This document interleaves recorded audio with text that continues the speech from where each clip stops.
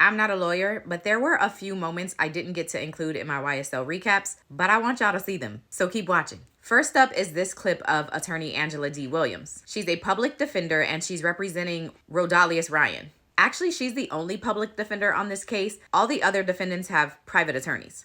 And because you're probably wondering, 19-year-old Rodalius Ryan is already serving a life sentence for unaliving someone, and the state claims that that unaliving was done as an act to further the YSL gang, and that's why he's a part of this RICO. Now back to the clip. This is a clip from her opening statement. So why are me and Rodalius here? Because the state was to put on a show. This reminds me of this anime named Bleach. You come back at the end of this with a not guilty for Rodalius Ryan. You tell them we do not want to waste our time on fillers. We just want to get to substance. So I guess sit back, enjoy the show, get some popcorn, because this is not justice, this is a circus. Thank you. This next clip is still of Angela D. Williams, and it's her having an exchange with the judge about something she flagged to him right before the trial was going to start. So he's pretty frustrated about her flagging it because it's so late. Put it in their motion as intrinsic evidence, though. So they shouldn't have put it in their motion if they were going to... Yes, ma'am, I would probably agree with you, but So did I ever rule on that issue? You said that you would do it later as it came Okay, out. well, here's the thing. Later is now. I got a jury in the box, so you could have asked me that an hour. I mean, we had time this morning. I could have gone through that this morning and made clarity on it for both sides. But do you have any other basis for the ruling? I mean, for my ruling now, any other argument? No, just I wish that the court would just follow their own instruction. Well, I'll follow my instructions when you all bring to my attention what you need to in a timely manner, okay? And give me the full breadth of, so I can rule upon it accordingly. That's what I'd like you all to do. This next clip is of E.J. Apt, and he represents Deamonte Kendrick. Deamonte, in this indictment, has 9 counts, and that includes violating the RICO, unaliving Donovan Thomas, some drug charges, possession of a machine gun, and some other stuff. Now here's a piece of E.J. Apt's very passionate opening statement. Are you going to hear from a single witness out of the hundreds of witnesses that are going to be brought here by the state? One! I beg you for one witness to come to court and stand right here on this witness stand and say to you, I saw Deamonte Kendrick kill Donovan Thomas. Will that occur? And the answer is resoundingly no, because my client is not guilty, ladies and gentlemen.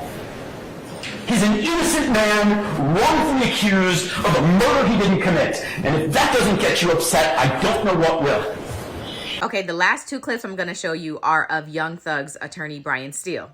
On day 4 of the trial, a weapon that Thug is alleged to have stolen or received after it was stolen was brought into the courtroom. So in the clip, Steele is questioning the officer who found the weapon in the car that Young Thug was driving.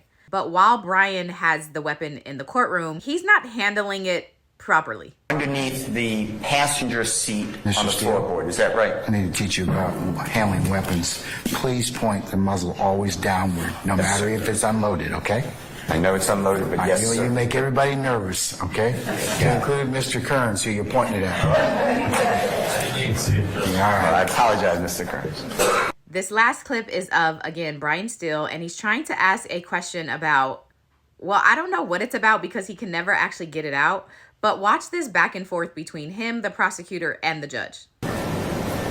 Were you aware that this case was resolved in court? I sustain the objection, Mr. Steele. I have a certified copy of the disposition. It's still not in the correct format. I'm still going to sustain the objection. Okay. I will show you what I'll mark as Mr. Williams number 1. Object. It's a certified copy. Mr. Steele? Yes, sir. Please stop that, okay? I'm going to sustain the objection, okay?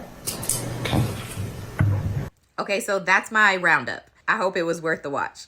Now, a few updates before I go. Brian Steele has appealed the judge's denial to dismiss the case. If you need a reminder on Brian's motion to dismiss, watch this clip so you can catch up on what the motion was about and why it matters. And before the jury was released on Thursday for the weekend, The judge said this to them. So over the next several days, just want to remind you of your admonitions, okay? And remember, if anybody tries to talk with you about it, friends, family, or otherwise, I need to know about it. I particularly need to know if any third parties try and reach out to you, either via email, Instagram, or any other social media sites or somebody or third parties. I know you're not on social media, and I know you're not violating the court's admonition about posting, tweeting, or otherwise talking about this case. But if anybody tries to reach out to you in any way, I need you to contact Sergeant Ingram and let the court know immediately, okay? And y'all know what that was about. Okay, see y'all Monday.